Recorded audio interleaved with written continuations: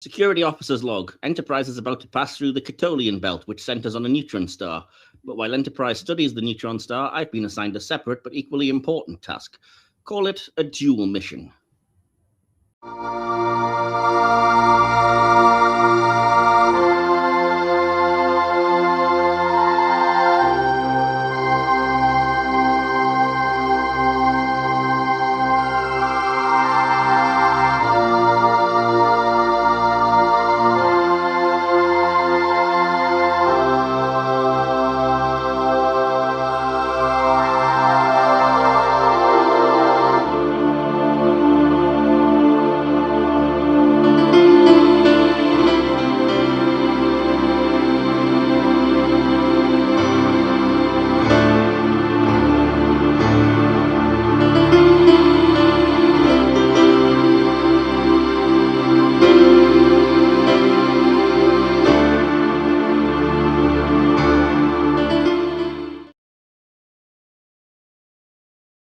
Greetings, fellow intergalactic travelers, and welcome to a brand new series of Hit or Miss Star Trek. I am your creative driving force and leading guide through these podcast missions, the command hologram of Captain Michael Wilson. Yes, think of me as like Gene Roddenberry crossed with Captain Kirk. This season, we are firing up the computer, opening the arch, and waiting for the inevitable malfunctions as we enter the holodeck to review stories set in Star Trek's second least reliable form of technology, after the transporter, of course, for our main reviews. This week, we're beginning with a recent entry, Strange New Worlds, dipping its toe into holographic territory for a Space Adventure Hour. And this year, we have a very special personnel change. Joining our crew as a regular recurring first officer, fresh from his fantastic one-man show, Revenge of the Soy Boy, and switching focus back from wars to Trek, it's the awesome Justin Avery Smith. Welcome. Thank you. It's good. Nice to be back here. Thank you so much. You're happy to be switching between Star franchises for now, then? Yeah, exactly. Yeah, it's like, I'm someone who novelty wears off for me rather quickly. So, and variety is the spice of life. And we're all pretty ADHD, so, Yeah, that's what I'm talking about. Exactly. Yeah. Awesome. Yeah, the show was great, by the way. I do fully recommend if anybody gets a chance to see you in future, or if there's any way to catch up on it. It was a really good show. I did watch it personally I said late at night, first thing in the morning. It was about 3 a.m. over here. Yeah, no, I remember I read your message, and like I said, personally, I feel like I take it as a very high compliment that if I can if this show can put someone in a good mood on Monday morning, a time famously where nobody's in a good mood, I feel like that says something. Well, you were talking Star Wars, and as much as I'm more of a fan of the other Star franchise, I like all geeky things. And, I like people that are passionate about geek stuff, especially when they talk common sense. But, I'm sure if you're a regular listener, you know exactly what I'm talking about with that. I'm not going to touch that anymore. But there we go. So we will get to our main episode focus soon. But if you know the podcast, you know that we like to do a bit of general geeking around first. So we're going to begin by giving the nod to comms and making sure that we've got hailing frequencies open. Hailing frequencies open, sir. So let's see. So I'm going to start. We've obviously had you on the podcast before, Justin, so we know your Trek journey, what brought you to Star Trek, and your favorite bits and pieces. But I do like to kind of make this section relevant to whichever theme we're doing. So I have to ask you: do you have any favorite holodeck stories or hologram related to Star Trek things, and anything that doesn't work for you? Maybe least favorite things as well. Oh yeah, that's interesting. I'm honestly trying to think right now because there's so many hologram, holodeck, whatever, holo suite, holo. Yeah, exactly. Yeah. For the world is hollow and I've touched the sky. Favorite episode title of the entire Trek franchise, by the way, because what the hell is that? But somebody was trying to win a bet for longest episode title. They have to have been, right? Yeah, exactly. It probably got paid by the letter. Who knows? But I do have some others that I love that are similar. Like One of Our Planets is Missing is a great title from the animated series. Oh yeah, that's very true. Not long, but funny. Anyway. But I'm trying to think of back to I don't know, because also there's episodes where maybe the holodeck is used, but it's not like a driving point. It's not a main focus of the episode. Well, I mean, sometimes that can be a relevant thing. I mean, look at Voyager; they had constant holoprograms and stuff that they were just visiting as a secondary location or somewhere to mix things up a bit so that they weren't always in the ready room.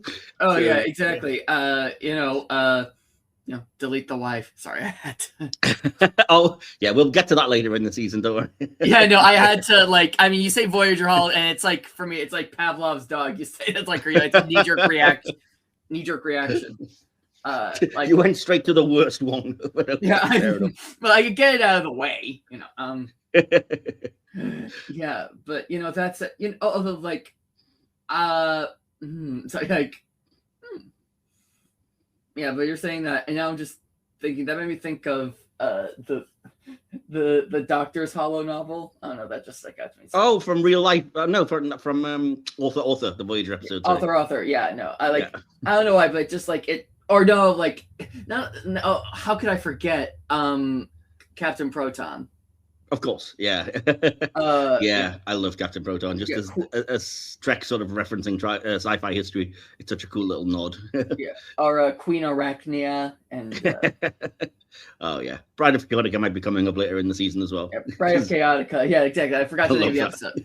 Yeah, no, those. Well, it does appear in other episodes as well. I think at least one other episode. I think it's in Night at the very start as well. I just remember them introducing 7 of 9 and being like, "And you're the character that gets captured and screams," and she's like, "No, I am not." Yeah, no, honestly, one of my favorite lines from 7, or just in general, is that, the robot has been neutralized. May I leave now? Anything else spring to mind? Any sort of full episodes or anything that, well, I'd say work or don't work? Because there are probably a few that would be stinkers amongst there because they kind of go to the holodeck well a few times. Yeah, exactly. I'm trying to think. I mean, okay, I'm gonna say, something.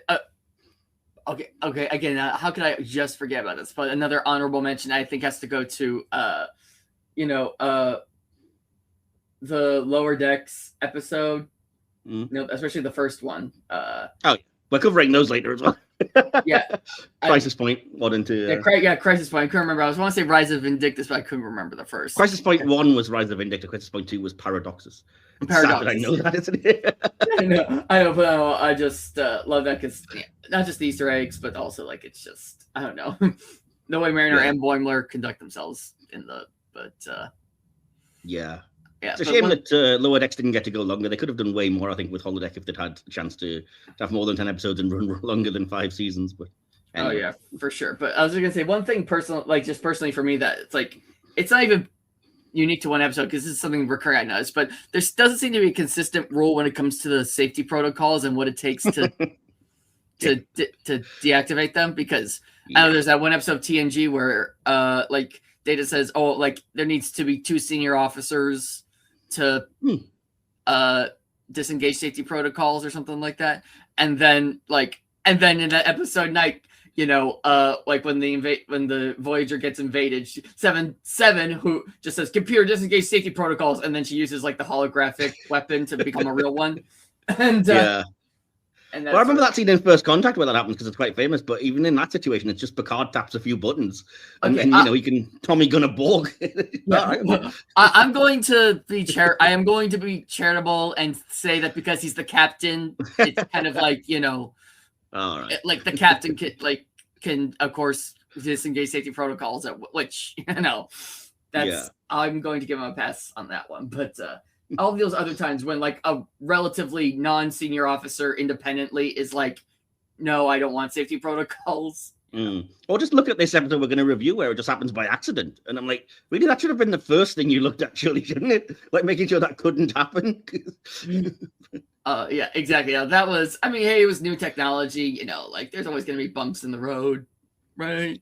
No. Don't pretend it doesn't happen every time holodeck malfunctions. Yeah, I don't know why. Yeah, I don't know why. That happens. Of course, this episode also has the cliche. I know we're going to get into it, but of the like computer and program, and then just nothing happens. Nope.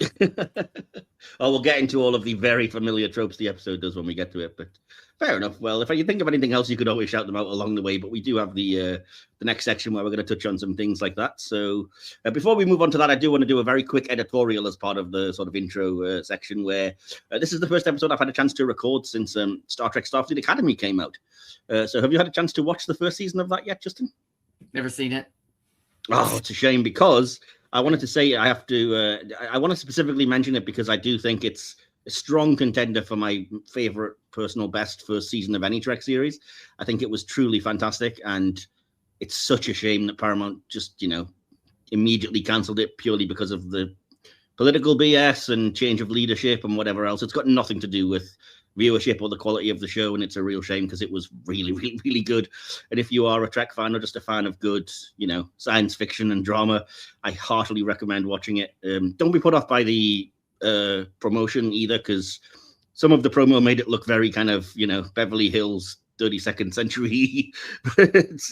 It's not that whatsoever. There's a lot of great Star Trekness in it, and yeah, just give it a watch. That first season is really, really, really bloody good, and it's a crying shame. But we have one more season of it before it gets immediately axed, since they made two, and so the second season will be coming at some point. But it's a shame, and I wanted to put my voice out there and say, Paramount, as I'm so used to saying all the time, shame on you, terribly mismanaging the Star Trek franchise. Yeah, I'm trying to be diplomatic about it, but I mean, even before all of this, Paramount were horrible at mismanaging the Trek franchise, and I'm sick of saying it. It's becoming like a catchphrase. But then the fact that, like I said, you've gone from it's a golden age of Trek, we're going all full steam ahead, multiple shows, to now you've got nothing. Yeah. Okay. Wow. Yeah. Yeah. No, I definitely had this sense. I remember, I think it was I want to say 2023 specifically, where we had 5 shows going at the same time. We had Strange New Worlds, we had Discovery, we had Lower Decks, we had Picard, we had Prodigy, and all that. And even then, I just remember thinking to myself, okay, this is definitely a peak. This is a climax or something like that. Just I knew, I'm enjoy this wave while you can ride it, because it's definitely going to fizzle. Yeah, just a shame it didn't last too long, and they had lots of other cool ideas. And like I said, I mean, cutting short some of the things that could have ran forever. Lower Decks, for example. I mean, that could have been Star Trek's equivalent of Futurama or The Simpsons or Family Guy, and ran, over a decade. They were short of ideas, But, yeah, no, exactly. I kid you not. I started writing a spec script for Lower Decks, and then 2 days later they announced it was canceled, and I was I'm like, okay, you did this just to piss me off. I cry. Yeah, James. That's and why I mean, mishandling the way both Prodigy and Starfleet Academy are great shows that never even got a chance, because they basically got commissioned, and then before they aired immediately were just we don't like them. Yeah. I also take the end of Prodigy very personally, because that was that's more of a kid focused. I like to think Trek is more or less accessible for all ages, but that one especially. And you know, when I was when I was in grade school, all there was Enterprise, I could exclusively report here and now, none of the students at Floral Street Elementary School wanted to talk about, because they didn't see it. You're so much younger than me. but not that it matters, because nobody in my university class wanted to talk about Star Trek Enterprise either. Exactly. So that was that could have been, especially since this was I did, because I also did watch Nickelodeon at the time, because of course and so it would have been nice if that was airing alongside SpongeBob and Fairly Odd Parents and all of that. Well, yeah, I mean, it was a great gateway, because it wasn't talking down to kids. I mean, I've said this lots of times. It's a great show because it was an entryway, but it also wasn't for want of a better way, it wasn't Star Trek Scouts, which, to be fair, is fine for what it is. But at the same time, I'm not going to be watching that and be entertained by oh, let's spin the wheel. What color is it today, Captain? Oh, it's red. Oh, God, it's preschool Star Trek. All right, it exists. Just happily be over there for the preschoolers. Yeah, I mean, oh, God, yeah. I mean, for God's sake, Bluey is a preschool show, but even even I, as an adult, have seen episodes of that, and I'm happy I saw this. I felt, it doesn't feel like it's talking down to those kids, to those preschoolers. Yeah, I don't hate that it exists, but I prefer something like Prodigy, which is it's for a kid's audience, quote unquote, but ultimately it's very enjoyable as a fan who wants to see future, stories set in that era post Voyager, seeing the characters return and the storylines. And it was obviously written by Trek fans, which is always a good thing as well, people that respected and appreciated the genre. Yeah, anyway, moving on. That had a nice holodeck moment, or a few of them, but I'm thinking specifically of when Dal takes the Kobayashi Maru. Oh, that's another episode we're doing later this season. I just wanted to say We side picked note. the right episodes because everyone you've named has been like, yep, that's getting covered. Yeah, well, you're doing like a holodeck bonanza season, aren't you? Basically. Well, yeah, I think about at least 9 episodes. But the ones, like I said, there's so many. It's just so weird that all the ones you named clearly are the best ones because they're the ones I'm like, yep, we're heading all those. Because that's why, like I said, in all honesty, I struggle to think of, I didn't like that holodeck episode. Where it's not to say I'm like I fawn over like, oh yay, the holodeck. It's just like it just happens to work out that there's no holodeck episode where I'm like, well, that's bullshit. But okay, maybe Fairhaven, but Anyway, I'm going to leave it there before I depress myself even further about the state of Star Trek. So since we have a season and a half-ish of Strange New Worlds and a season of Starfleet Academy left to go, at least. So we'll see. Get excited for the puppet episode of Strange New Worlds, folks. Oh, I am so psyched. Can I share a personal anecdote I already have about that episode going? Okay, cool. So I remember I was at Trek to New Jersey in 2024, and this is when Strange New World season 3 hadn't come out yet.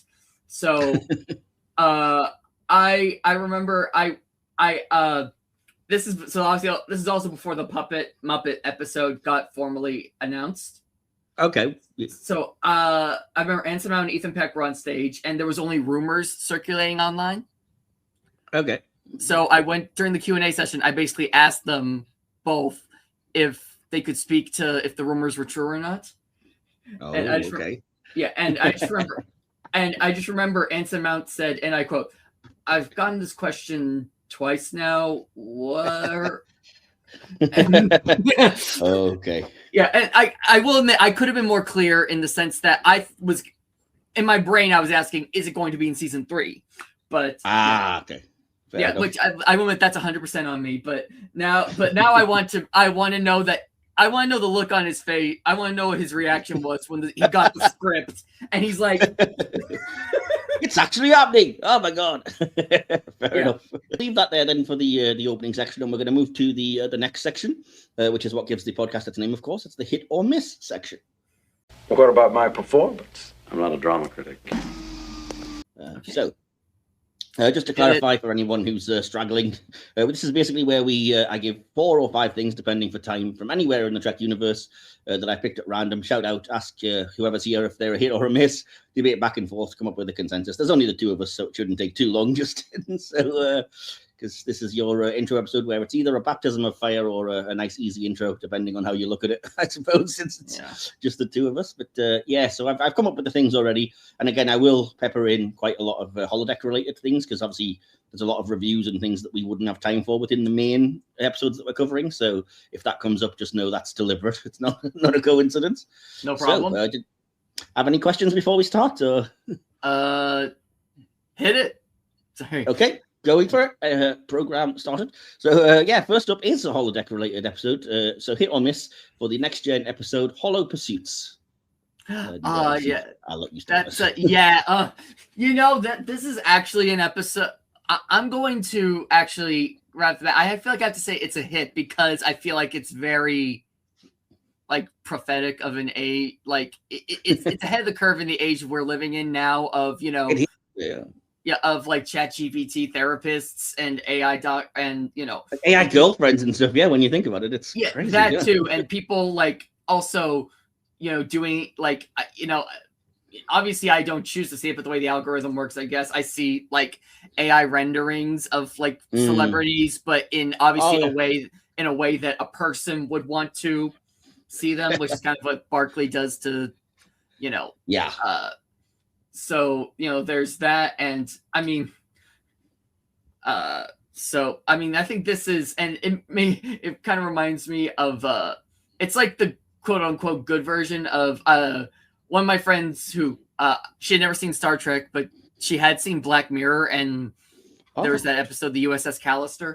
Yes, yeah. And this is kind of like I want to say the quote unquote good version of that, or the good timeline version, because obviously Black Mirror, it's Black Mirror, it's not a romp. So no, that's both those episodes, actually, the Callister and the sequel episode, are pretty dark, but quite similar in a lot of ways, I suppose, in terms of somebody a social misfit trying to live life inside of the virtual world with people that they can control based on real people and such. So, I mean, it's something that's been seen a lot, but this was very much like, as you said, it's very ahead of its time, very kind of predicting of that kind of thing. And yeah, sorry, I didn't mean to interrupt. Any last thoughts from you anyway about this? I think we pretty much covered the gambit more or less. Yeah.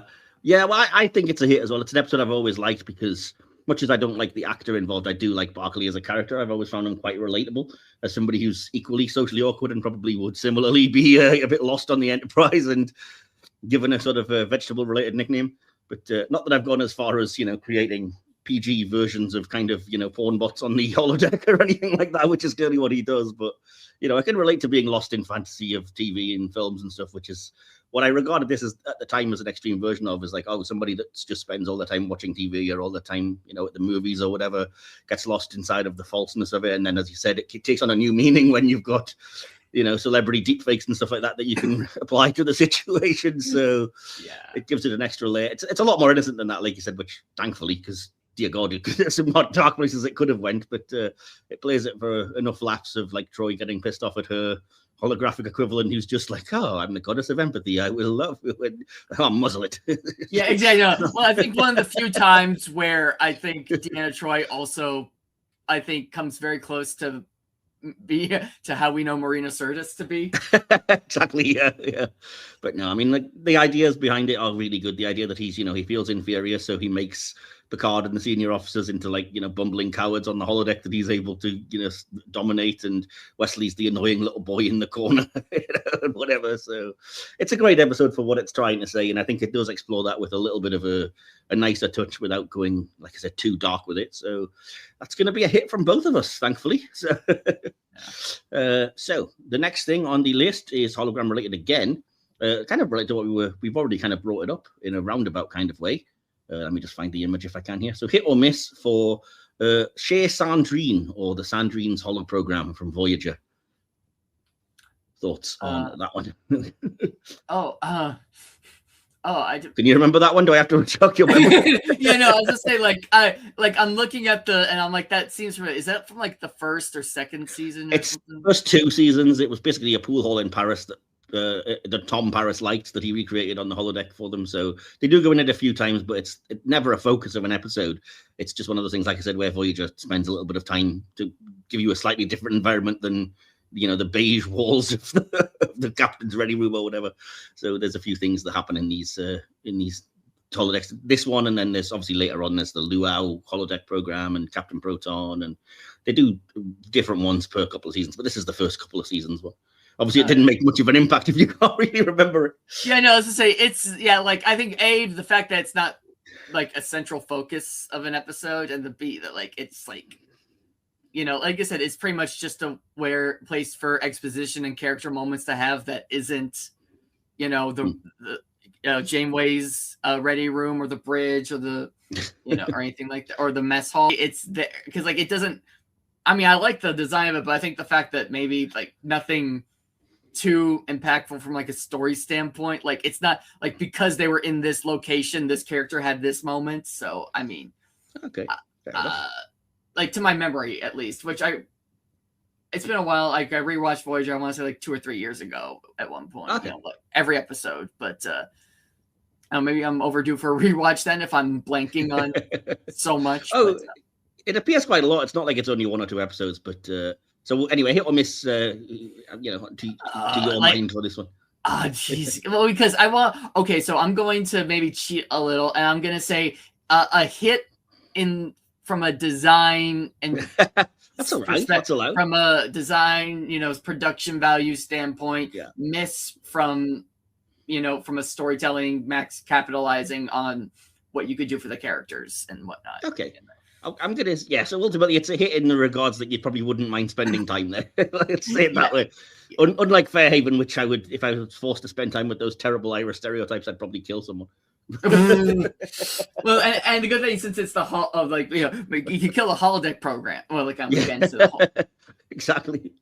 Anyway, I personally like Chez Andrew. No offense to anybody who doesn't. I think it's a really cool idea because I don't know why I remember it. I like Voyager's early seasons, and I think this was a cool touch. It was the first of, like I said, these ideas, which was to just give them a holoprogram to do some exposition or some bits and pieces in. Obviously, it wasn't really a huge success because they replaced it like 3 times. So I can't really say it was, it's a roaring success. It worked really well, but it worked for me. I like that it gave you a hint of Tom Paris's character. It was the first time that he was like, he programmed something and it was based on his like rebel days when he was, shooting pool at this bar in Paris. I love that there's an entire episode where Janeway comes in there and they're like, "Oh, would you like to play pool, Captain? This is how you do it." And she's, "Oh, hand me the stick thing." Oh, haha. And then just immediately just wrecks them all at pool. Turns out to be a complete pool shark. I'm like, oh, okay, that's a pretty cool little comedy touch. I can't remember the episode, but I know it does happen. And it is nice when the weird episode where Harry ends up back on the alternate Earth and goes to the real Sandrines because he knows it from the holoprogram. I was like, that's a nice touch. So it's a hit for me anyway. I like a lot of the stuff that goes on there. And I like the characters. I know that Larry Hankin, the actor, who plays the pool shark character of the hologram. And he's a well-known kind of character actor, Friends and Planes, Trains and Automobiles, various bits and pieces. So it was cool to see him popping up, even if it was only as a random holographic hustler type. And yeah, pretty cool. So I'm going to say mixed, but we'll call it a slight hit maybe overall on that one. So, yeah. Not that it really matters, but, just for argument's sake. So the third thing on the list is not holodeck related, but it is, because it's me, it's a ship. You'd think we'd be running out of them by now, but yeah. So if you're unfamiliar, we have to base it on aesthetics, I guess, but I have got a picture of it. So hit or miss for the USS Kelsey May, or I guess the Kelsey May type, since the Pablo Picasso is basically identical. So thoughts on this? Yeah, I mean, yeah, and also like the reason why I'm because I'm going to cheat again by saying it's a hit in terms of like originality and in terms of uniqueness from, but also I want to say it's like, I like it just basically for what it is on its own merit. I like its design as aesthetics, but it's also a miss for me in terms that like it does like it. Maybe I'm being too like limited in my thoughts, where I'm like, every Starfleet vessel needs to have like a saucer, a drive, and nacelles. And so the fact that this is kind of almost like a Star Destroyer or something like that. Yeah, I can see that. Yeah. It's like like if a Star Destroyer and like I don't know, maybe like the Sovereign or like a few different Starfleet vessels like had. Yeah. There's a little bit of Starfleet lineage in there, I think. If you look at it from the very front, it is, as you said, it's kind of Sovereign, Prometheus, any of those, Intrepid even, the pointed kind of triangular-ish looking ones. But, I mean, it does have a deflector and a single nacelle, but you're right, there isn't really a recognizable drive section on it per se. But do you remember the episodes, by the way, with these in? Do you recall seeing them, or is this the first time you've ever seen them? This is the first time I've seen it, in all honesty, so that's why you're getting my real-time reaction to this. It's probably the only ship I've ever seen that I think you could do a 23andMe on. Fair enough. In what way? I can't just leave that hanging. Because we're talking about like lineages and influences, and like you said, like it's got like the original Sovereign, Constitution class like deflector dish, but it's also got like you said that Prometheus sleekness to it. But it's got like the one nacelle, like that one design that I can't think of right now. But it's also like similar to I think the Archer is the other one that has one nacelle. I could be wrong. Yeah, and then there's and I can't remember what it was, but it's that what was that ship from Picard season 3 that Ro Laren came from? That was the Intrepid. That was the Intrepid. Yeah, it was the Intrepid, but it was the Dudestadt class Intrepid as opposed to the Intrepid class Intrepid. Oh, okay, because it's got that same, the way the saucer's hanging on. Because I remember from when we discussed Picard season 3, I said it looked like it had a botched circumcision. Yeah, and I remember telling you that I interviewed the guy that invented it, the initial kind of subject for it, and it was based on a wasp. So it was supposed to be a stinger coming at it looking angry, but your botched circumcision was like, okay, all right, now I can't not see that. Yeah, I was about to say, I'm sorry. And again, with this, I'm still like, with all due respect to the artist, and like, again, I think what I see in this says more about me than what he intended to do, anything. I think my interpretation speaks more to me than it does his design interpretations. So yeah. that's Okay. why So the way I'm getting botched circumcision. Well, we'll leave that there. You're kind of in the middle, but I'm sensing leaning toward a miss. So. I would just say, I will say it's not a total miss, but a miss nonetheless.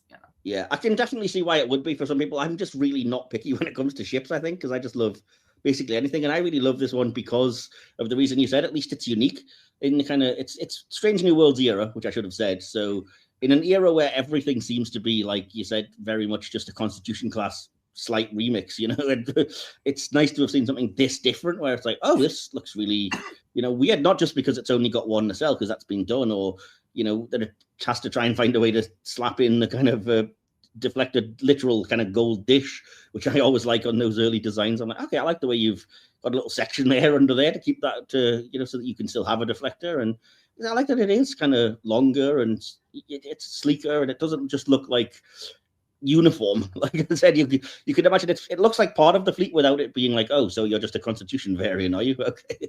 So yeah, I kind of like it for what it is, but like I said, I'm very not particularly discerning when it comes to ships.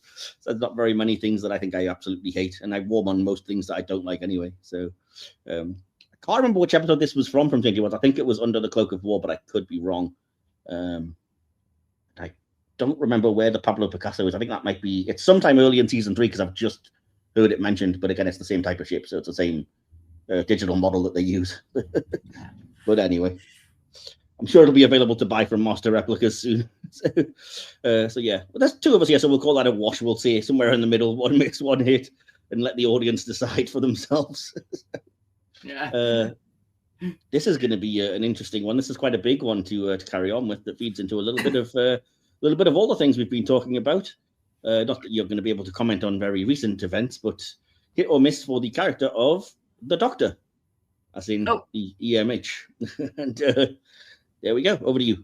I mean, I still say a hit. I mean, like it would have to be it's a hit. It's the Doctor. It's Robert Picardo. Like what? Like cool. I mean, obviously now we're talking. I mean, Voyager is enough, 7 years worth to base it on. But now you've got the second season of Prodigy and the first season of Starfleet Academy as well, where he's the main character in both. I'm assuming you've seen Prodigy at least. Oh yeah, of course. I was very happy to see him return, and given always love hanging out with the Doctor. He was in even his brief cameo in First Contact was very memorable. Yeah, not that it was him specifically, but I see what you mean. Yeah, the EMH cameo. Oh yeah, exactly. Okay, but that wasn't the Doctor; it was a Doctor. But but similar. But there's whole discussions in typical Star Trek style about the talk when it comes to. Yeah. I even like it when he's playing the Doctor's creator on that DS9 episode. I mean, it's not the Doctor in any way, shape, or form, but it's a pretty funny episode. The episode where Bashir's kind of outed as genetically enhanced. Yeah. So, do you have any? I mean, obviously, you love the character. I'm assuming, again, you've seen all 7 seasons of Voyager. So, is it a character you grew to like over those times? Do you have any highlights or anything? I mean, I wouldn't even say he wasn't even like an acquired taste for me personally. He was just, I always found it rather fascinating that, that he was the one, like the only inorganic character who was the one who ended up teaching Seven all about humanity for one thing, which I thought was, I'm not against it. I just thought that was always interesting because you would think that literally any other character who's, literally lived and, and grown up, I guess they're all busy with other things. I think it's because the writers wanted him to be a Henry Higgins character, and they did that for Kess in the first kind of 3 seasons. And then when she left, they kind of, I think, just fell back into doing it for 7 of 9. But what are your thoughts on him kind of developing feelings for her as in a sort of romantic sense with that regard? I mean, I feel like everybody kind of had feelings for 7 at some point. I mean, I think I could still see them working out. I could see him and her working out more than I could her and Chakotay. Oh, yeah. I mean, I can see pretty much anybody working out better than her and Chakotay, but, I don't say that's not saying much, but I still think it says, I don't know, maybe that, like I said, going back to the Eliza Doolittle thing, like saying things. Yeah. I mean, maybe the fact that he sings doesn't hurt as well. You can very easily imagine him, even though he's mostly opera, but to hear him singing, I've grown accustomed. Yeah, I mean, he does. That's that episode that's called "Someone to Watch Over Me" because that's what he is. He's singing that in the central of the episode. So that's my thoughts on that romance. Is it could have been icky and a bit weird, but I think it's so well handled in the writing of it, and the fact that it remains an unrequited thing, and it's kind of, I guess, relatable in a kind of way. We've all had that little unrequited sort of first love situation and stuff, and they don't make it, like you said, they don't force it 7-inch Chakotay style. They don't make it weird or awkward or anything like that. It just kind of is what it is, and it's handled quite well in that one episode. So I don't mind it. And I will say, I have to say this before but there's that, I can't remember the titles, but there's that one where he basically where he uses the holodeck to have to live like a quote unquote like suburban life, like nuclear family, and I will say definitely one of the more impactful. Hold that thought. Okay. Holding. But no, in terms of the Doctor overall, I think I absolutely adore him. I think I love what they did with him in even Starfleet Academy season 1. I was a bit unsure what they were going to do with it being set so far in the future and everything, but he actually has an arc and it's interesting without wanting to spoil anything. And the one episode where it's his kind of focus episode along with Sam, the holographic character that they have as part of that show is just beautiful, and it feeds back to a Voyager episode in a really powerful and profound way that just worked so well for everybody. I think all I saw on social media was praise for I wasn't expecting this to be, and the fact that he kind of basically adopts Sam as his daughter and takes responsibility for her is a really cool dynamic that would have been great to see explored for a bit longer than 20 episodes that we're gonna get of it. But again, I love what they're doing there with it. I like just everything. I mean, I've loved the character through Voyager. If you look at episodes like Latent Image, for example, which are incredibly powerful, just strong episodes, right the way through to brilliant comedy things like Message in a Bottle.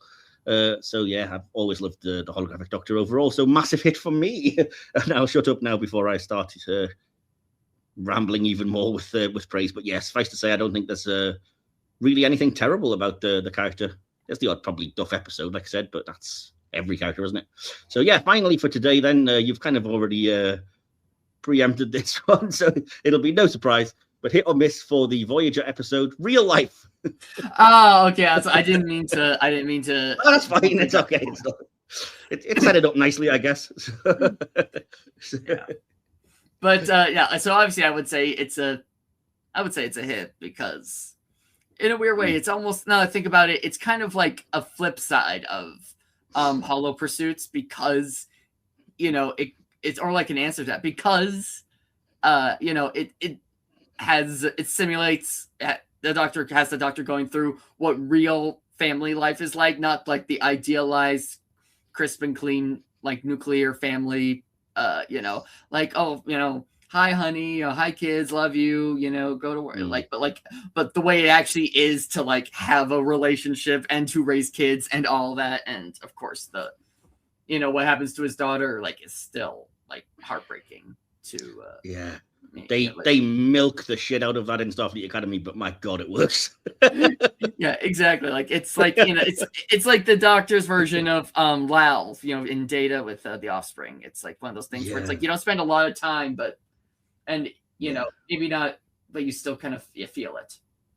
Yeah, apologies for the slight spoiler, but I just think it's so well done. Like I said, I was not expecting that to come up, and the fact that the Doctor's basically asked by Sam's species to be like, "Will you take responsibility for her if we let her go off to the academy?" And he's like, "I've lost one daughter already. I don't know if I can handle it." I'm like, "Oh my god, of course!" That one episode of Voyager, it still affects him hundreds of years later. Was like, wow, okay, but I can see kind of where they're coming from with that, because it is, like you said, it's commenting on real life in a way that only Star Trek can. So yeah, did you think it was an overall hit then, or?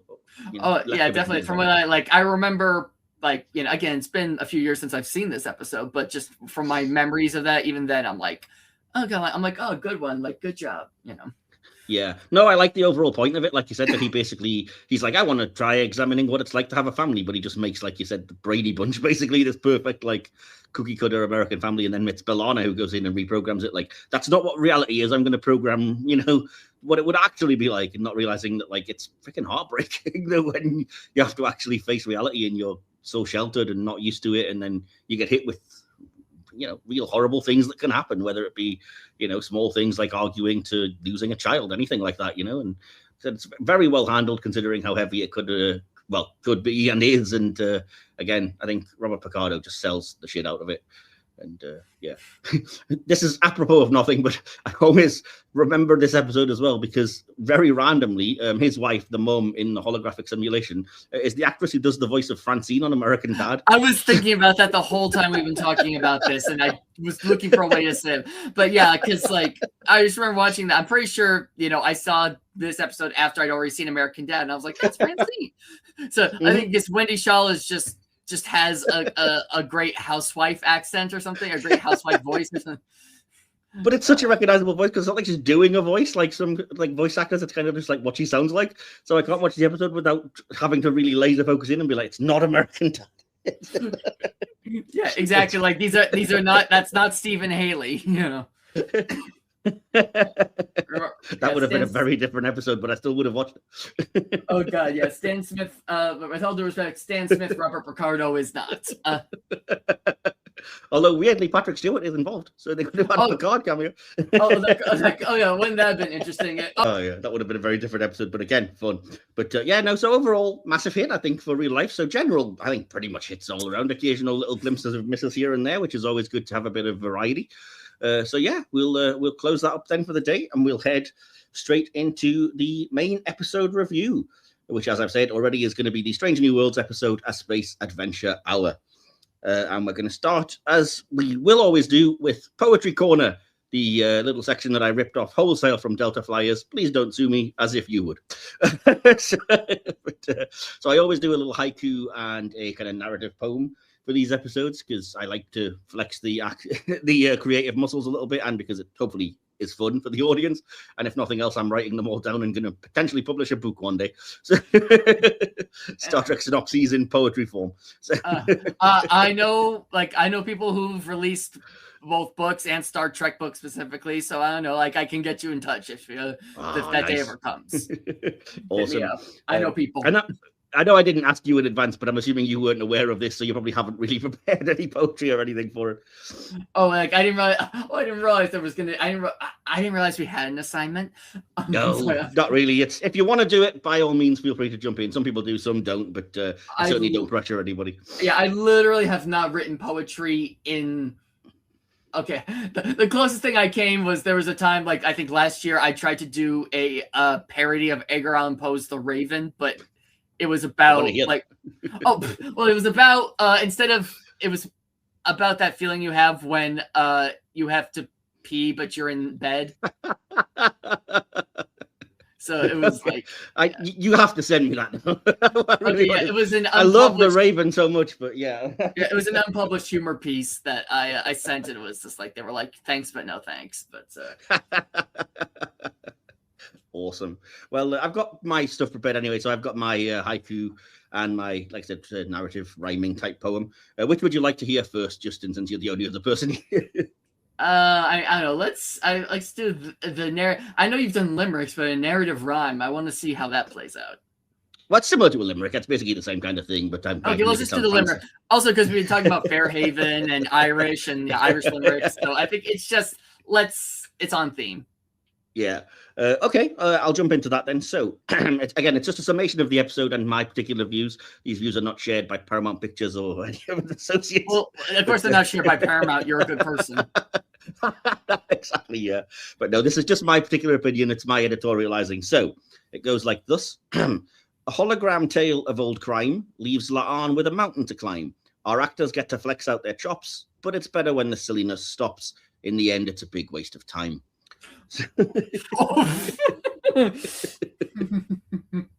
Yeah, I was a bit savage trying to summarize it in poetry form. Yeah. I don't think that even right. Did you have anything? You just said. Oh yeah, it rhymed. Oh, it did. lines 1, 2, and 5 rhyme, and lines 3 and 4 rhyme. Oh, okay. I forget. I also again. This is on me that I don't know. That's that thing where poetry doesn't need to rhyme, and so that's I can't really do freeform in that way. I've tried before, but I always just look for a rhyme. That's why some kind of way to clink it. Yeah, that's why I wouldn't trust myself to write a poem on the spot because it would literally just be me talking. Well, it does happen. I mean, like I said, I got the idea from the Delta Flyers because they do poetry, and so it's usually Robbie McNeil does the limerick, Garrett Wong does the haiku, and Terry Farrell occasionally. I mean, of course. And Terry Farrell joins in quite often on the episodes that she's on, because she's on some and Armin Shimmerman's on some. And whenever she joins in with the poetry, it's always just free form, not rhyming, just flowing, really, intense, deep. You can imagine you're just supposed to be sat at a coffee shop clicking your fingers like, yeah. Yeah. I did do a brief stint. I remember when I was like senior year of high school, I did take like a poetry, like that was my most experience with poetry, because obviously like English class and also like the college I was really into was offering like poetry, and of course I wanted to bend over backwards to put my name at the forefront of their minds and impress them. I still didn't get in, but that's that. And that's life. So that's fair enough. Well, I'm going to dive into the BTS section then, and then we can catch up with the haiku afterwards, because I don't want to do them both at the same time. I'll hopefully try not to forget. I'm going to jump into the little bits that I've got just in general behind the scenes, and if there's anything you want to comment on, Justin, or add to or anything, feel free. Yes, this episode, unsurprisingly, was an homage to the various holodeck malfunction stories that appeared in Next Gen, DS9, and Voyager, several of which are going to be covered by this podcast in the coming weeks and months, as we've already said. The story includes various Star Trek holodeck tropes, including the character playing an investigator, see Dixon Hill, Sherlock Holmes, or a James Bond parody, using an early or mid-20th century setting, holodeck characters being played by main cast members, holodeck characters referring to Starfleet uniforms as pajamas, being trapped inside the holodeck safety protocols fail, which puts the participants at risk, the holodeck malfunctions, which puts the ship at risk, asking the computer to produce a suitably challenging puzzle or opponent, and only being able to end the program by completing the puzzle. So you don't have to be particularly original to write a script for sci-fi these days, it seems, he said very critically. Speaking of unoriginality, La'an's investigator costume seems to be inspired by Carmen Sandiego. No reason, just why not? Yeah.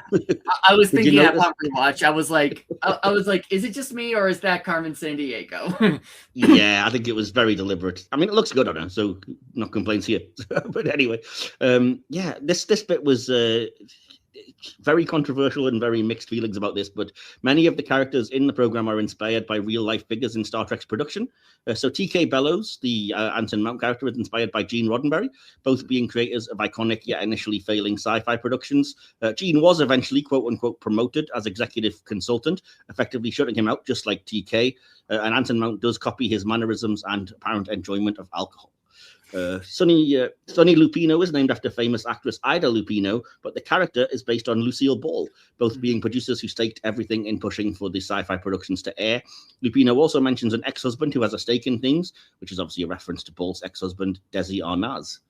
Maxwell Saint is, unsurprisingly here, based on William Shatner, both being stars of the productions with a self-absorbed personality and particular speaking patterns and diction, as is quoted in the episode. I think that one was one we all pretty much caught. Yeah. Paul Wesley not really doing anything to disguise his, this is just a Shatner impression. Was that supposed to be a twist? Because if it was... I mean, not really. Lee Woods is very loosely based on DeForest Kelley, often called D by friends, and with the name also relating to trees. Okay. Both being actors with a fondness for Westerns, and with Melissa Navier giving an I'm an actor, not a doctor spin on McCoy's I'm a doctor, not a trope. Yeah, I didn't notice that as well. Adelaide Shaw is inspired by Majel Barrett Roddenberry, who portrayed the female first officer #1 in The Cage, and later portrayed Christine Chappell, who, of course, is the regular character that would be played by Jess Bush. Majel was also Roddenberry's girlfriend, whose marriage was on the verge of failing at the time, leading many to suspect she was only given the role to keep her on set. So, yeah, anything about those real-life characters? Any surprises there? Anything you have initial thoughts about that? I mean, I feel like it's one of those things that if you're familiar with behind-the-scenes Trek stories, like, it's not going to surprise you in any way. Maybe if you're, like, more of a casual, like, you just watch the episodes and go on with your life, then it's like, oh, wow, yeah. But, like, because we're all deeply nerdy, neurodivergent people, we, of course, know... or both. Yeah. Here we both, of course, knew all of this, and it was like, I'm pretty sure even the moment I was, I was like, oh yeah, of course, this is that person. That person is supposed to be this and whatnot. But oh yeah, I picked up on it, I think, for the main ones, but I was thrown by the fact that they also throw in characters that have got nothing to do with anything, as far as I know. So characters like McBow, the Dr. Mbenga character, or I can't remember, Joni Gloss, the talent agent. I mean, as far as I'm aware, they're not based on any specific people. They're just kind of archetypes to throw in there. So I'm like, well, I know these are people related to the Trek production, but who are these guys? Yeah, exactly. Yeah, no, because that was something I was thinking about, and like I'd be like, this one I was thinking about my rewatch, and I would love to be proven wrong, but like, would they let Black women be like Hollywood agents in the 60s? Like, was that, It's like, an interesting question. Yeah, no, something I was wondering, because considering just how groundbreaking, having Nichelle Nichols as Uhura was in and of itself on that show. Like, I mean, so, and that was just, I mean, like, I mean, you could argue similarly that there'd probably be a lot more resistance to the interracial relationship between McBow and the Lee Shaw character as well. Oh yeah, given but I think it's kind of one of those things where I think Star Trek's touched on before. Like, look, it's not supposed to be reality. We're just pretending what it would have been like. But yeah, we could have spent a long time addressing the potential racism there. But yeah, as I said, it's the hokey kind of, we're using the pattern buffers to make these look like people we know, because that's easy, apparently. Yeah, exactly. Like, I mean, hey, why make more work for ourselves? But, and we've used our entire crew, and then randomly Kirk, who's visited like 3 times, because sure. Yeah, I would say, like, he's around, hey, you. Anyway, and last bit of BTS then, the reference that Sonny Lupino makes to having been starred in the movie Crows by Alfred is obviously a not very thinly veiled reference to The Birds, the film by Alfred Hitchcock. So yeah, I think we all picked up on that pretty much as well, didn't we? Yeah, exactly. Which I think that's very weird, considering that's Tippi Hedren, who, to my knowledge, has nothing to do with Star Trek. But no, I think it's more just kind of like I said, it's a reference to actors at the time. They get one big break, and until that, they're not really regarded. Well, actresses, I should say, are not really regarded as anything other than, as you said, just a pair of lips. So before we dive properly into this, then I do always like to ask if you can remember the first time that you saw this episode, what your initial experiences of it were, without spoiling too much about the individual bits and pieces that we go into. So, did you see it when it aired for the first time, and did you like it at the time? Oh yeah, definitely. I mean, yeah, I saw it, and yeah, I do remember. Like, I mean, it's funny, I do, and I mean, because I rewatched it recently, there was a lot where it was like, oh yeah, it's like, it just kind of like, I mean, I honestly don't remember having like my mind blown when I first saw it. I mean, which is because I remember, Jonathan Frakes obviously directed this episode, and he did, yeah, and I just do remember him hyping it up as him saying something to the effect of, "Oh, like, this is the best thing I've ever directed," or "This is the thing," or "This is the thing I'm most proud of," or "The thing I had the most fun," or whatever. And I mean, in my mind, his magnum opus in terms of directing is First Contact, personally. I was going to say, like, dude, you directed Star Trek First Contact.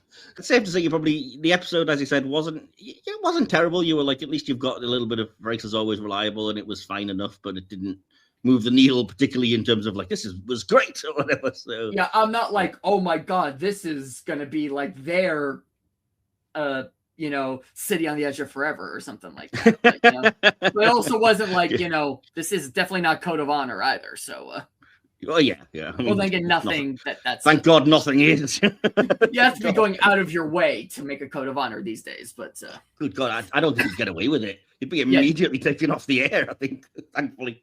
Yeah. Anyway, yeah, I'm waiting on all of the hot takes, because that, that new Star Trek title generator thing that's suddenly blown up on social media. I've seen you've used it.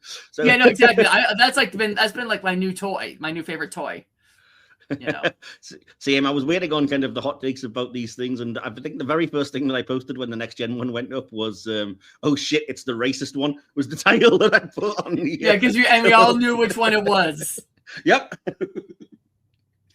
So yeah. Anyway, Yeah, my initial thoughts on this are similar, but I have things that I won't spoil until we get talking about the writing and stuff, because there was very definitely one thing that I loved that stood out, one thing that I kind of liked, and then a couple of things that I absolutely really hated. And again, as I said, I've just rewatched this because I'm working through the Series 3 box set anyway, and I watched it because I was up to it, but I would also watch it for the podcast. So it is just couple of days ago that I watched it, and very much the same criticisms are there, if not stronger, to be honest with you. I have not softened on any of my issues with the episode that I'm sure I'll get into. So yeah, as you've already got a taste of from the poetry, but I'll get into that. But yeah, I remember not hating it when I saw it. I was like, it's fine, I guess. This was before we'd had season 3 as a whole sat in front of us, thinking like, wow, that was disappointing overall. I think I still had hope that the next 6 weeks would bring great things. So, anyway, so yeah, speaking of the poetry, before we dive fully in, I'm going to read out my haiku, if that's okay with you, because otherwise I'll forget to do it. Yeah, no, I was gonna say be my guest, but I'm the guest. You have to do it. Okay, Palpatine. Okay, do it. So yeah, this isn't particularly funny or deep or anything. It's just it fits the rules of haiku. I hope I've got the syllables right. So yeah, my haiku to summarize this episode goes like this: It's the holodeck. Meta meets familiar. Enough Spock romance. Yeah, no, they really made Spock a man horn this season. Don't get me started. I mean, do, because I've got it all to say, and I'll come to it. I really will come to it, but anyway. Yeah, I mean, in my opinion, they just turned subtext into text, but that's... I strong disagree on that. No, I've talked about it with my friend, who is very much a, what do they call it, spurk? Or, I mean, I get it. We have fun. I get it, and yeah, that's fair enough, but I don't know. It's just, I've kind of got to, I don't want to step on my own conclusion, but I think I've said in that it reeks of terrible writers if the only drama you can come up with is, what if he had a girlfriend again? I'm like, for fuck's sake, honestly, that was never, I mean, yes, okay, you can have the Spurk thing and you can have, the unrequited Spock and Chapel thing going on, and that was part of his character, but it wasn't all of his character. There were other ways to mine the whole human Vulcan thing for drama, but nope, got to give him another girlfriend. Like, oh, for God's sake, why? Anyway. Yeah, I mean, also can't blame him because literally this is the hottest incarnation of Spock. I mean, if you say so, but you're looking past Nimoy. I'm telling you what. Oh yeah, no, I hate to say it, but yeah, I'm sorry. Without obviously love Leonard Nimoy, all due respect to Leonard Nimoy, think the world of Leonard Nimoy, but purely if we're going off just aesthetics, I think Mariner said it best. I was truly unprepared for how hot young Spock was going to be. Nah, I mean, Ethan Peck's good and everything, but I can't imagine him giving a sexy ballad about Bilbo Baggins. I'm telling you. Okay, well, there's pros and cons. I mean, hey, there's pros and cons. Weirdly, Ethan Peck, another kind of generational, descendant of Hollywood greats. Oh, yeah, they're coming up a lot this episode. Yeah, a lot of nepo grandbabies, I suppose, isn't it? Nepo grandbabies, yeah. But yeah, no, one of my strongest issues I think is the whole Spock romance thing in this episode, because again, I'll get into it. I didn't mind it as much if it was Chapel, even though it kind of broke canon, but didn't. And I thought, we've passed that now after season 2. We finally got Spock being Spock, and I'm going to dedicate myself to logic and exploration. And then out of no reason, he gets with La'an, and I'm like, you kidding me? I mean, it's bad enough that he jumps straight back into another relationship, but a relationship with, the descendant of the man that kills him, who just happens to also be the ex of his best friend. I'm like, you couldn't have picked a worse choice. Yeah, it's oh god, very soap opera-y now they just plainly put it like that. I mean, yeah, exactly. That's my point, though. It is. It's like they're writing a CW hit. And, no offense to anybody who likes that kind of thing. It is what it is. It aims for a certain audience, but it's Star Trek. It shouldn't be written for fucking shippers. Which is kind of like what Starfleet Academy was supposed to, like what they would have you believe initially was like Starfleet 90210 or Star Trek 90210. Exactly. And yeah, the irony is that that's what Strange New Worlds became a lot more than Starfleet Academy ever was. I mean, they have their own version of Riker and Troy, but that's really it. There's not a lot of. I don't. Was Alex Kurtzman just somewhere being like, okay, so what's that? You want to make Star Trek a CW show? Well, fine, have at it. Have a Starfleet Academy show. Just do it. Like the creative showrunner version of have a whole carton of cigarettes. You want shipping, do you? I'll give you shipping. Yeah, here's a bunch of young, attractive people. Do what you want with them. And in the end, they were like, we're going to have one relationship and then just a shitload of gay men. So, including the Klingon, just to annoy people. I mean, love how much it got under people's skin. Yeah, like that is at least been my experience at times with the queer community, where there's like one couple and then just a bunch of single gays just like walking around doing their gay stuff. They're all interested in each other. That's the beauty of it. It's like that's the other thing, is that because they're all interested in each other, that's why they're all single, because it's just kind of like a no whammies, and This is just me trying to talk you into watching the show, but I swear it is really, it's like the kind of man-woman Riker Troy relationship is very much like angst. Can we be together? Oh no, we're too different, etc. Then there's just a bunch of men who are like, I like you, I like him, but I also like him. Well, it can't be a polycule, but I mean, yeah, no, but like, believe me, like the reason I have, it's simply like I just haven't gotten like, it's just like it's not like any sort of I don't think I'd like it, or I don't, or there's it's not literally, it's just simply I haven't gotten around. Like it's just. Yeah. Justin, it has a gay Klingon in a skirt. It's a travesty. It's woke gone mad. No, I mean I mean there's the population of Klingons is in the millions. You really think that?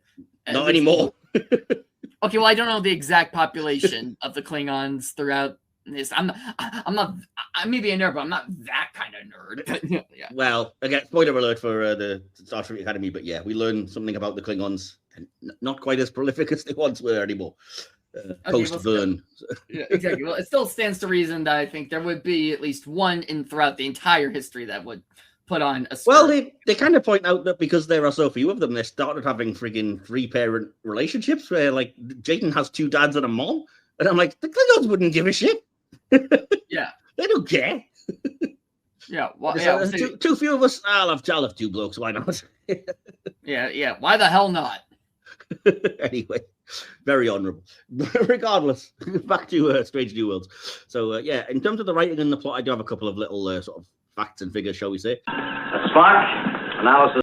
This episode, again, you'll probably know this, but it chronologically introduces the holodeck about 8 years before it appears in the animated series episode The Practical Joker, even using the original Recreation Room name from that episode. The room's lack of usage between these 2 episodes and later in Next Gen's encounter at Farpoint, where it becomes widespread, is explained. The holodeck was drawing from both Enterprise's computer and power supply to the ship's detriment. In other words, let's quickly write a reason for destroying canon again. But, they got away with it this time. I will say a heck of a lot better than most of the uses in Strange New Worlds, so we'll forgive it. Yeah. This issue is what prompts Scotty to suggest the addition of a separate holodeck computer and power supply, the latter of which has become standard by 2371, at least per the Voyager episode Parallax. Again, not that surprising, but yes, it has been confirmed, I suppose. So, we'll dive straight in then. So before I get into too much, what are your initial thoughts on the writing of this episode, the various bits and pieces in it? And take us away. What do you want to say about it? I mean, like I said, for one thing, if I didn't know better, I think that, this was like, just if you're going off the cold open alone, like, I think it was like a ripoff designed to confuse and mislead unsuspecting audiences into watching what they thought was supposed to be Star Trek. I think this cold open and the kind of USS Adventure stuff, I think it's a deliberate, sarcastic, shall we say it, being kind, perhaps angry yield to people that are always just like, it doesn't look like the original series, it's not canon. And I think this is basically their way of saying, like, you want it to look like canon? This is what it would look like. Yeah, well, this is the thing I was thinking about, because it does put such a, like, stark contrast. Like, it really brings to the forefront, like, how different 60s television production value are. And for me, I'd say the story is more important to me than any sense of visual continuity, because by nature, these types of shows need to change with the times. And so, I mean, I'm a nerd for visual continuity, and I do think it can work. I mean, I'm one of the people that agrees that, yes, fair enough, Enterprise using the original ship designs, it works. You can get away with it. But that's, one example. And again, it's not really the same in terms of all of the interiors and stuff. It would start to feel very weird. Like I said, it would soon basically drop into being what this episode's cold open is, which is like, cardboard aliens, ridiculousness, 60s aesthetics. There was a lot of that, and eventually you are just going to be too different or just ridiculous one way or the other. So I don't mind changing it up, like you said. The story is what comes first, although I do love a little bit of visual continuity, just like anybody does. Like I said, I'm a big old nerd, but it's been 60 years. I can kind of forgive them for not doing 1966 in 2026. It's understandable in that regard. So yeah, but yeah, things like this are a nice little Easter egg to that, because I do think it's not taking the mick out of that kind of thing. It seems kind of more affectionate parody in that regard. You know what I mean? It's not saying wasn't the original series crap. It's kind of making fun of some of the more funky elements of it. Whether it be Shatner's acting, which, I mean, it's not a new criticism to be made, shall we say, or a new joke to make. But Paul Wesley does a good job, doing the impression that 1,000 SNL people have already covered. And yeah, it's recognizable. And obviously, as a Trek fan, I assume you must know the kind of, as soon as they start talking about, they've stolen our brain waves, we need them for science stuff. I'm like, you saw Spock's brain, didn't you? Yeah, no, exactly. I'd say a very interesting choice to reference, considering it's one of the more infamous episodes, and it's like, considering it's like one of the classic "Be careful what you wish for" cases, because it's like, yay, we got a third season of the show. Oh wait, this is what we're getting. Oh shit. Yeah, that third season is rough in places. But yeah. No, I do think it is kind of, because it does later on, and I'll get into this because it's one of the things I like. It does later on kind of talk about why Star Trek is great and all the great stuff about it. But you kind of have to have a sense of humor about this and be like, yeah, but when it comes to the original series, you've also got Spock's brain, so. Yeah, exactly. Like, for me personally, like, when it comes to that, like, I kind of have to throw my head. It's one of those choices at times where I choose to throw my head back and, like, just, like, laugh because, you just bow to the absurd, because I don't see that. Yeah, I could be angry about how this isn't up to Star Trek's usual standard, but like, where's the fun in just like sitting there watching this angrily? So yeah, I'm just gonna be like, ha, brain, what is brain? That is a funny line. I think Star Trek fans tend to be, well, for the most part, at least the ones I've encountered, tend to be willing to have a laugh at their own expense. And parodies of Star Trek are as well regarded often in the fandom. Look at Galaxy Quest and how that's kind of looked on. People don't look at it as, you take me for one of us, how could you? It's like, no, that's us. Fair enough. That's exactly the tropes of the show. That's exactly how we act as fans. Yep, you got us.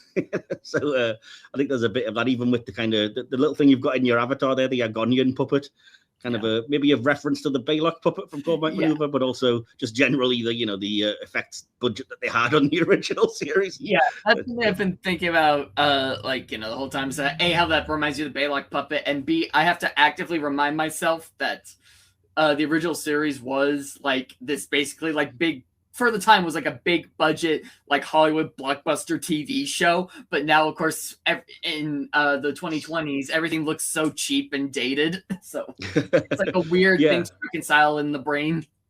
Yeah, it's great when they make fun of that in this, because they show the kind of quote unquote outtakes from a Space Adventure Hour, and Frakes is there doing it, and he's like, that is one of them is like, oh, you've been hit, jump, and they all go in different directions. Yeah, exactly, like a classic, or like the chair that's basically like Riker proof. The chair that Paul Wesley trying to do the Riker maneuver and he can't.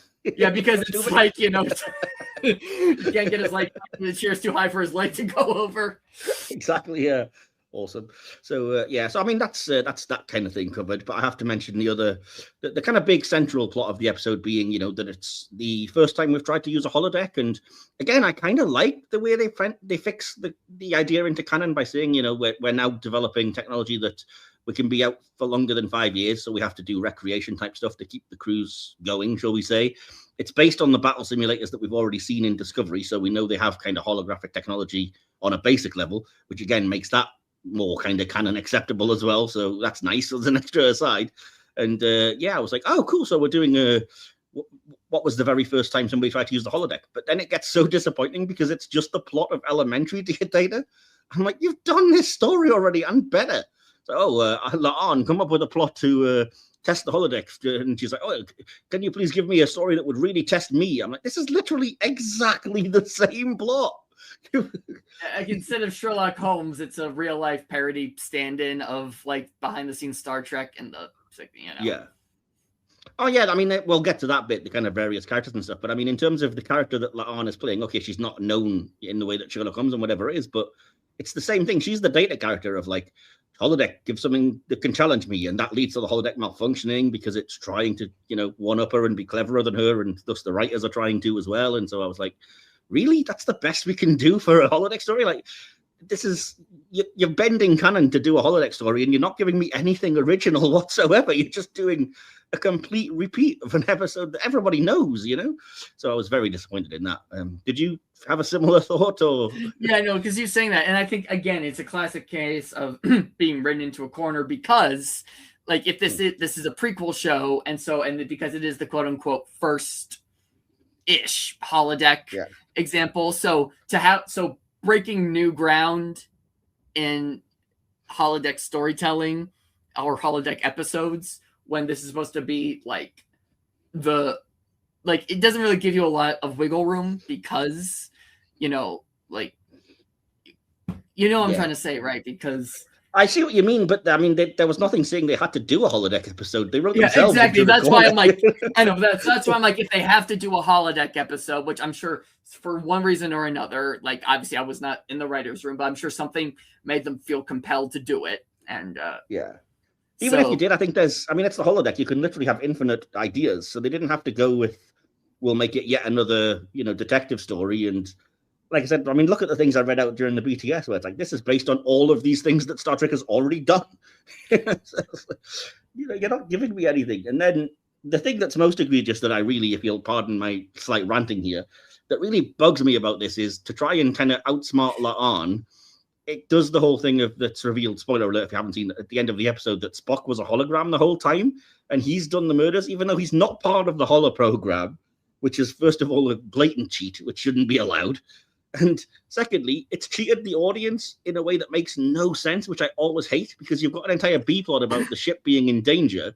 The ship's about to hit this neutron star or whatever, we're in huge problems, and I'm just like, and yet, that's not Spock in the holodeck. So presumably the real Spock at the moment of the ship being in intense peril is just chilling in his quarters. Yeah, just because we're not allowed to see him because we can't reveal it's not really him. Yeah, exactly. No, guy, I think it's like in those weaker Scream movies where like they have like the rewrites during the shooting and they have to like retroactively in real time figure out like they have to change who the killer is and then retroactively like work it into the story, like what their motive was and how they could have done this killing or whatever. When that's just what made me think of it. It bugs me because I hate detective mystery type things where you couldn't possibly solve it, and there was no way for us to guess as an audience that Spock's the killer. Because it's a cheat on every level. It really is. It's an ultimate arse pull of like, haha, we are so clever. That's one of the things I love about those types of mysteries, though, is I feel like it's like this amazing, it can be like this amazing, sorry to trigger Timothée Chalamet, but ballet of, this dance of like at its best, like when you've got a writer who's telling a really effective mystery and then especially when the audience member, depending on, because I think we all like to be the person who's like the killer's reveal and it's like, I knew it or something like that. But then, and then there's also the opposite end where it's like, you kind of also maybe feel smart because you're like, that's a dumb killer reveal motive that makes no sense. Or, I feel like such an idiot because it's so obvious this person did it and I never suspected that. So I think it's, almost a better example maybe like the Knives Out movies, which are much more tightly written murder mysteries. But obviously, I think Knives Out and Star Trek are two very. I mean, they've tried to do, like that's a whole separate discussion. Yeah, I see what you're saying, but I still think if you're going to be doing, and like I said, they've set themselves all of thure traps to fall into. They decided to do a holodeck story, they decided to do a mystery, and then they wrote themselves a crap ending to that mystery. That's just like, oh, really? It's such a cheat that it just makes you look like you didn't know what you were doing. Really, it's like, anyway. So I don't want to take up too much longer because I'm aware of you being pressed for time. So just quickly in terms of the writing, the other thing I have to mention, of course, is the characters that are based on real people and the way they're handled. Do you have any thoughts on that before I dive into it? No, I mean, for one thing, I will say this, I love Paul Wesley's Shatner face. He definitely, and I think that's a prime example of why, like, I know some people understandably might be like, well, why the hell didn't, or, like, does he not act like the way, or not imitate? I think that shows why there's, acting styles and approaches to acting change with the times, just like anything, because if everyone was acting like, if he did act like William Shatner, you'd be like, he looks stupid. Or he looks silly or something like that. Yeah.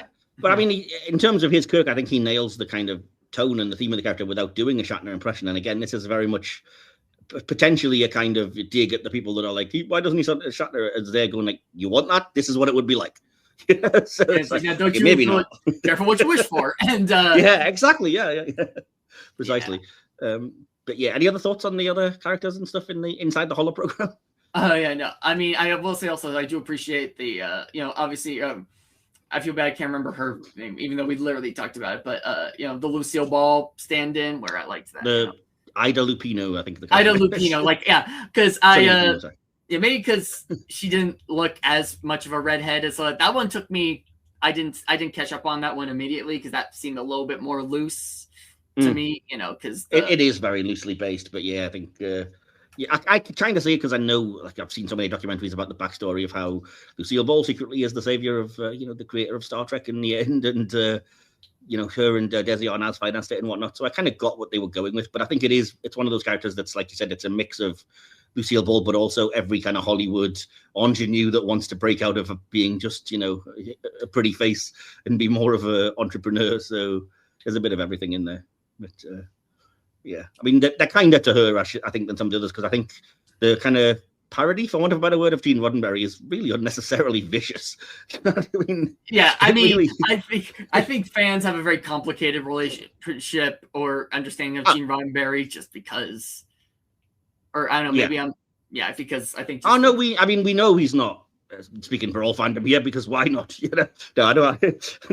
I'm being sarcastic, but no, I mean, I think we all know he's not a saint. He's a man who had affairs and wasn't a great man and had his issues with alcohol and whatever else. But it's the fact that Anson Mount is playing him in such a seemingly disrespectful way that I'm just kind of like, what is this? It's like, it's almost offensive in the way you're doing it. I mean, I know, again, some people probably.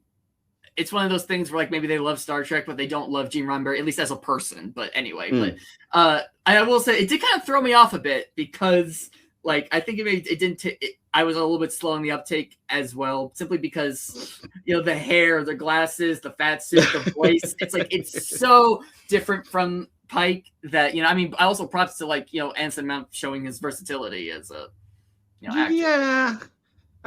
Yes, absolutely. I think he's doing what he was told to, and it is versatile. But I don't like whoever's idea it was to be like, just be this really weird, squeaky voiced caricature type thing. Because all the others are, even if they're based on real people, they feel realistic. Whereas he just feels like an absolute, just like I said, it's from a parody film or something. It doesn't feel right to me.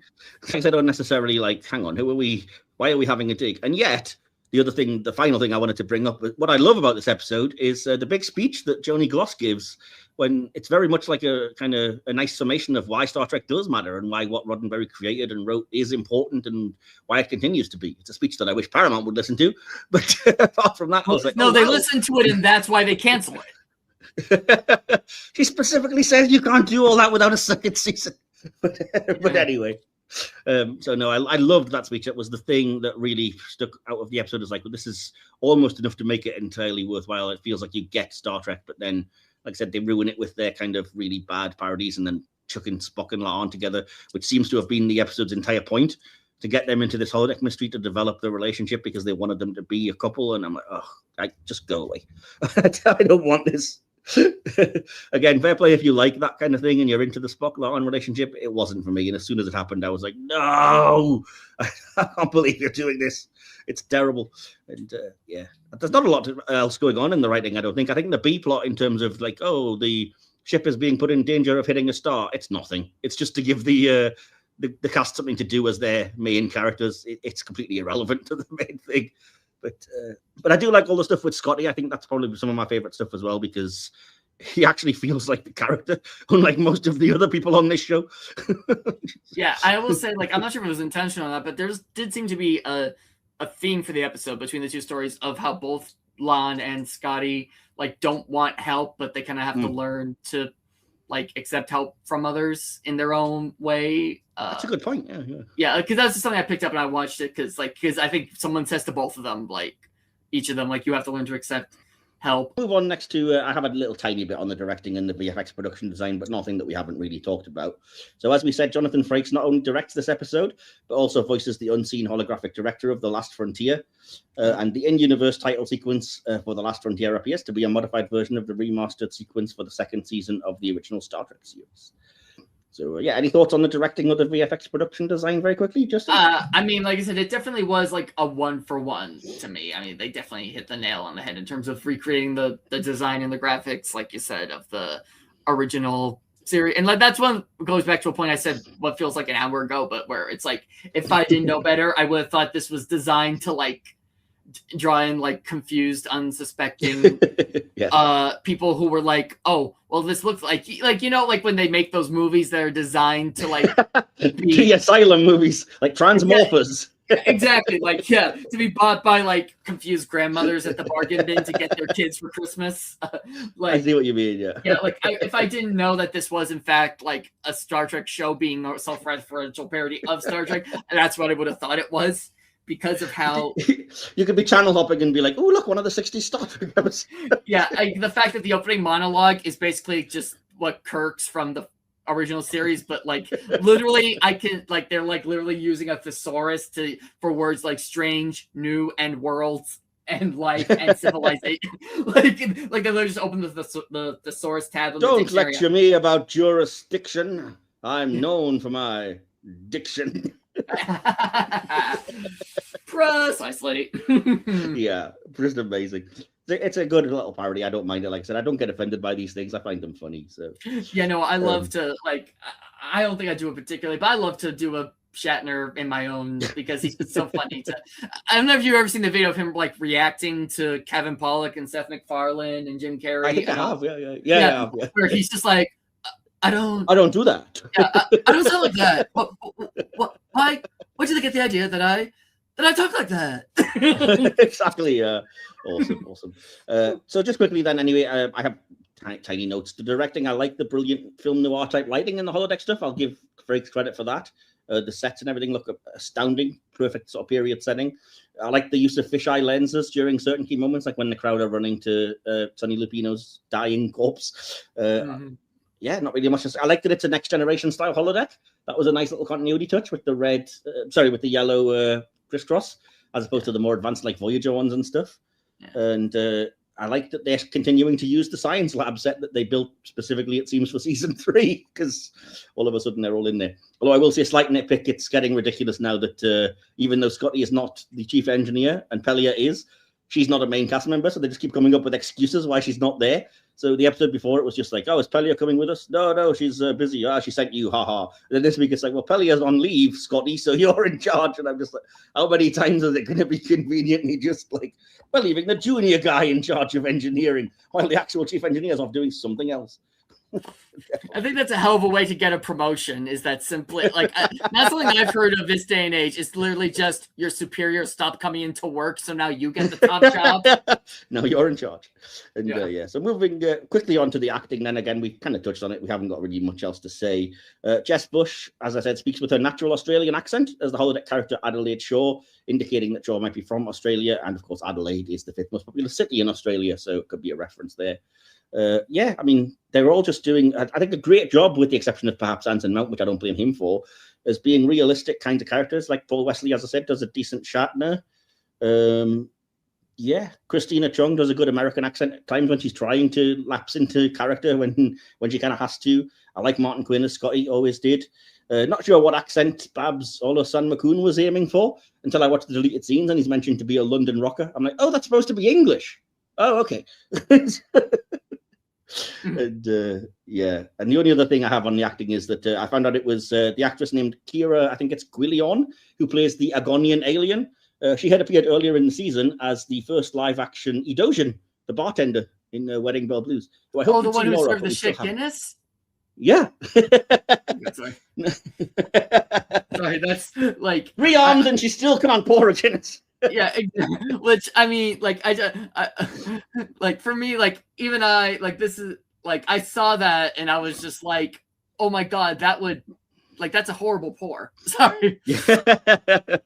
So, any last thoughts before I move? We'll kind of wrap things up. I know you have to get out of here, so I'm kind of it's going to fine. dive into favorite things and whatnot. Or do you have any last thoughts before we do that? I think we've covered the gambit of all the. I just some straight thing.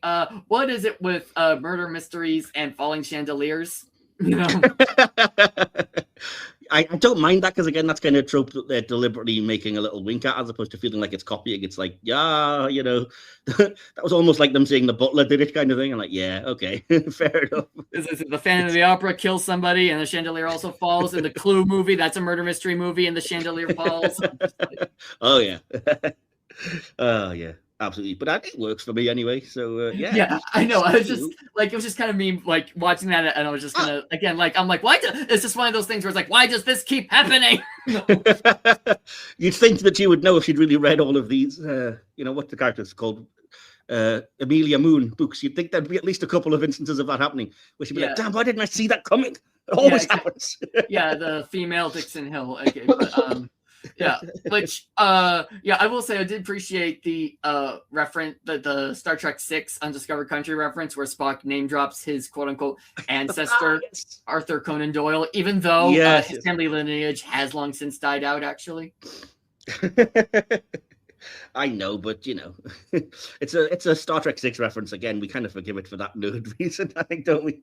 Yeah, no, exactly, because we do love that movie. But there are some fun. I will say there are some nice Spock moments, so to speak, in this, because like I do appreciate like how violence and relaxation seem to be popular. Like, yes, we humans are weird like that, where we'll like where it's like we have a long day at work and then we like, you know, watch an action movie or play a violent video game or something like that. Yeah, and yet in the end they went with a weird detective story. Yeah, which definitely not. Yeah. Apart from when someone is murdered, they're usually not violent. You know, like if Lon decides to activate, like, you know, like the Rambo program or something like that, then you know. I was leaning towards horror movie, but yeah, the Rambo program would have been very different. You do not want the safety protocols going up on that one. Okay, yeah, maybe that's why there isn't a Rambo program, because if somebody accidentally, if the safety protocols for whatever reason just fall by the wayside, it's, you know, you're suddenly short a chief of security. Would that be regarded as finishing the program? This is a complete detour, but I'm just wondering because, like, they said they had to finish the program and end it for the holodeck to stop and then get the power back. Would it have been considered ended if they just killed La'an? Well, if that's the case, couldn't you just pretend? well, the hero doesn't usually die in those movies. As far as I know, Rambo doesn't. So, like, I think if it's not written for you to die, I think then the program just stays on indefinitely. Oh man, that would screw you up even worse. Anyway, yeah, no, like that's a scary thought. Absolutely. Before I get into the very small sort of audience response that I've got, and then our final thoughts, I'm going to go around and ask our favorite character moment in line, as I always like to do.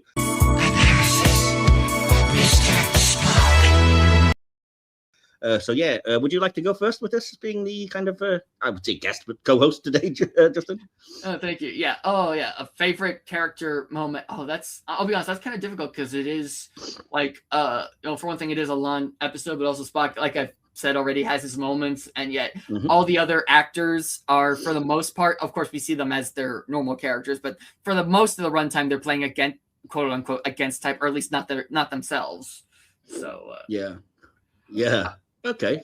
Yeah, I mean, I will say, I think I do have to, for me personally, I think the thing that sticks out the most for me is, again, Paul Wesley as both Kirk and because, like I said, I think it highlights, it shows the contrast between, especially in that there's I think the one time we see Ethan Peck, Spock, and Paul Wesley's William Shatner, it shows how much things have changed.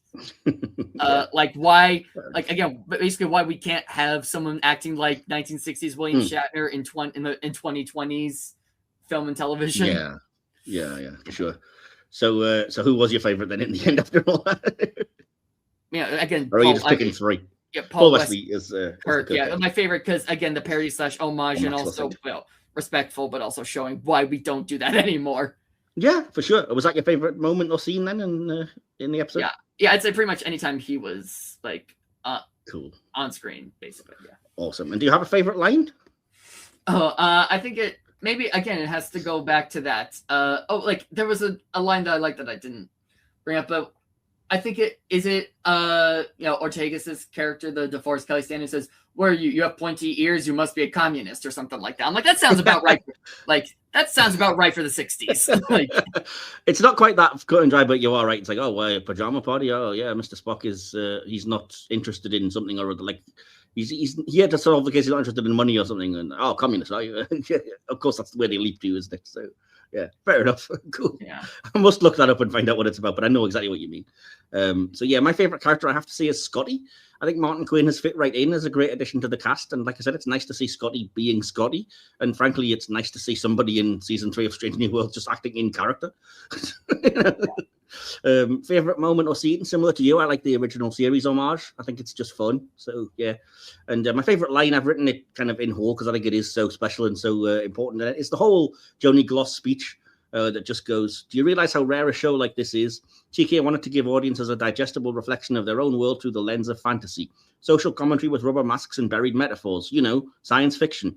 And the studio did not agree with this vision. They were more cautious, didn't want to make waves, the cowards. TK wanted Frontier to take our rotten world with its warts and injustices and give audiences something better. And all of that with weekly space adventures. You don't find the idea inspiring? You don't think some kid out there is going to see this show and spend the rest of their life searching the stars?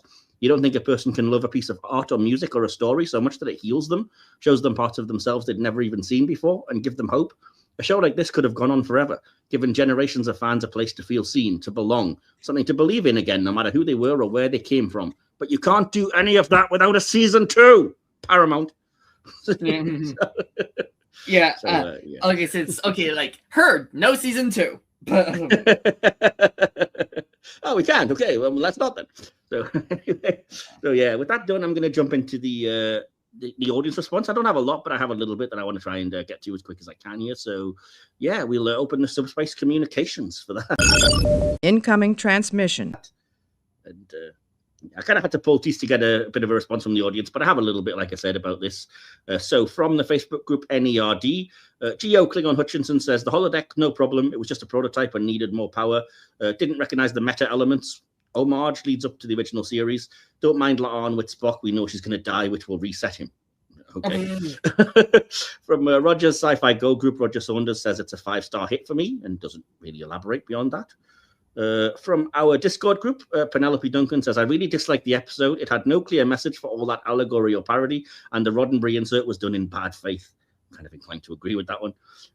From similarly Discord, Frank Fury 74 says, "It was a good and entertaining episode. I like the introduction of early holodeck technology that's not quite ready for ship implementation yet. I think it was a good exploration of the acting chops of the cast. It was a good La'an-centered episode. Not sure how I feel about the Spock-La'an relationship, but not a big deal for me. And a look at Scotty and how he handles pressure when things go wrong. 3.5 out of 5. And yeah, that's literally all I had. I did say there wasn't very much. So yeah. Just remains for us then to give our conclusion and our scores out of 5 stars. Mine is very, very long, so apologies in advance for that. So did you want to go first before I dive into... Jesus, this is actually longer than I thought. Yeah, like you just give me my rating out of 5, right?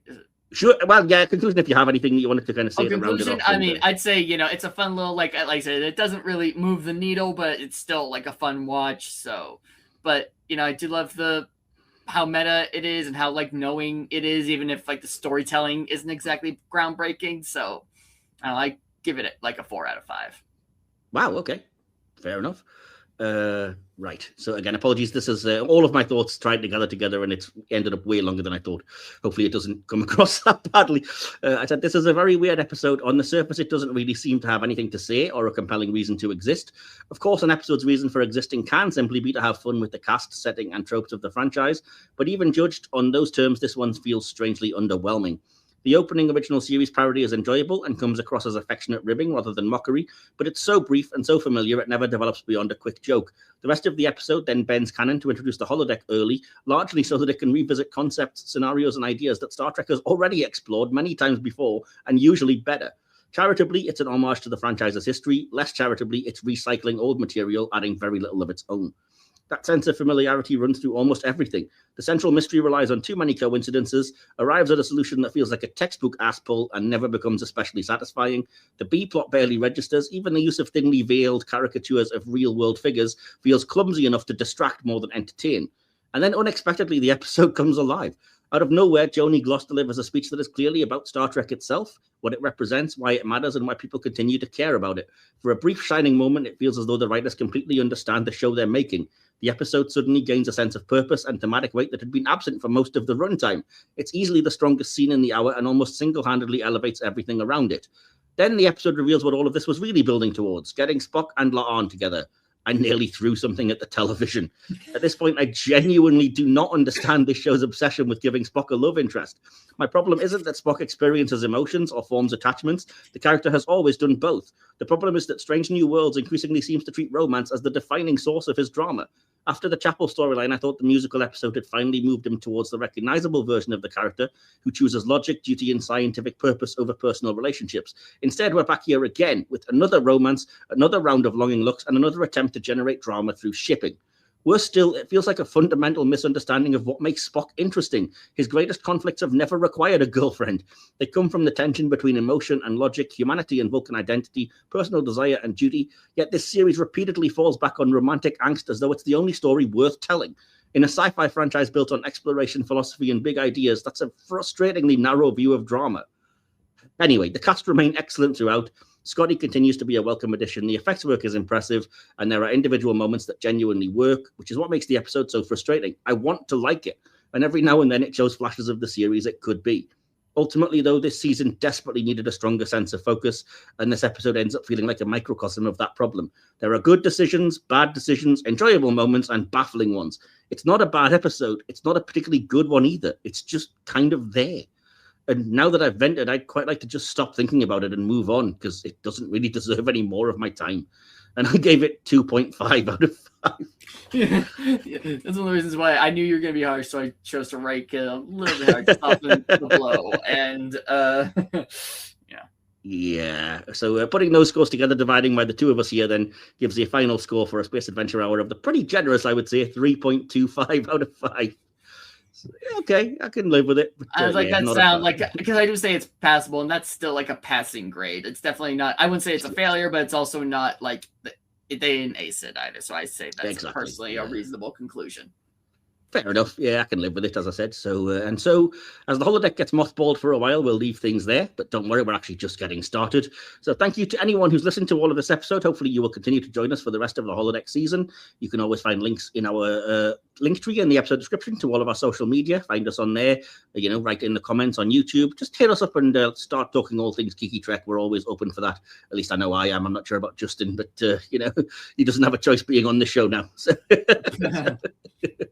So, and thanks again, Justin, for coming on and being my co-host for this episode. Have you had a good time? Of course. Awesome. Did you have anywhere people can find you? Anything you want to plug?